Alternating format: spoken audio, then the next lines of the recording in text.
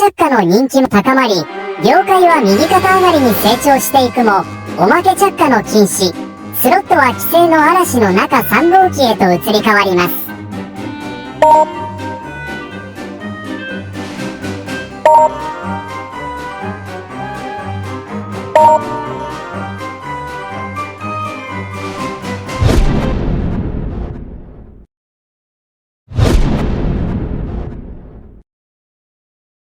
いつもご視聴くださりありがとうございます。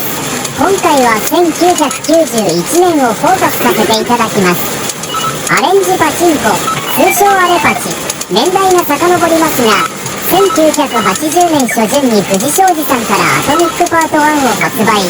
その後、シャトル21や太陽電子さんのワイワイワイと雄大が人気となりましたが、連チャン機はもちろん存在せず時代が流れました。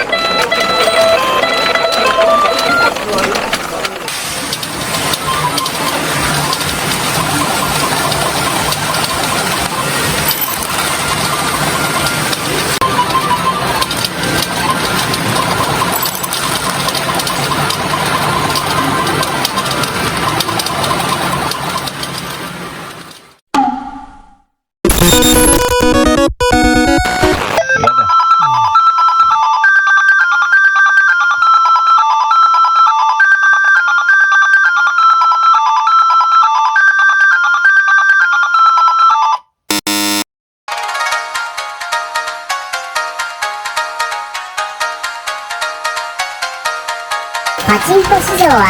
前年の規制の煽りを受けることなく、業界は新たな開発に踏み切っていた。おまけの撤去と入れ替えに導入されたのが保留玉連チャン機。これが人気となりホールを活気づけました。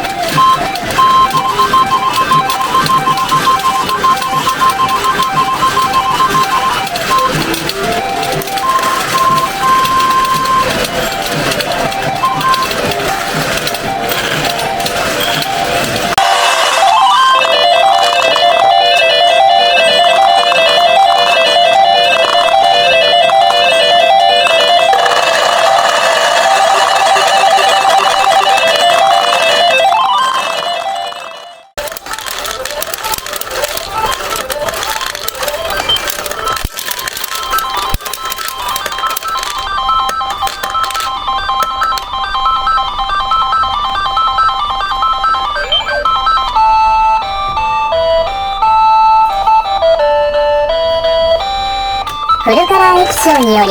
リアルな演出が可能となり、エッチな映像を取り入れて打ち手を煽る悪い台が登場。しかもこの機種の保留玉連チャン率は 23% と当時では異例の連チャン率でありました。そりゃ人気になりますよね。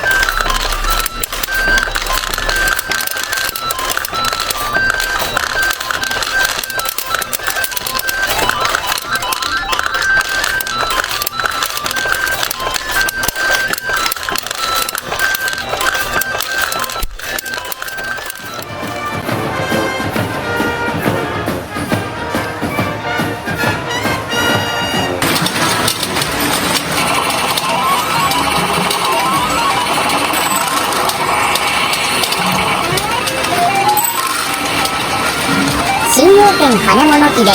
先陣を切って発売されたのが、おそらく三京さんが発売されたサンダードラゴンかと思われます。15ラウンド完走すると想像以上の球を獲得できましたが、初当たりで V ゾーンに入りづらくなり、それなりにお金を使わないと当てれない仕様になってしまってました。当然のことなのですが、少しこの頃から遊びづらくなった印象です。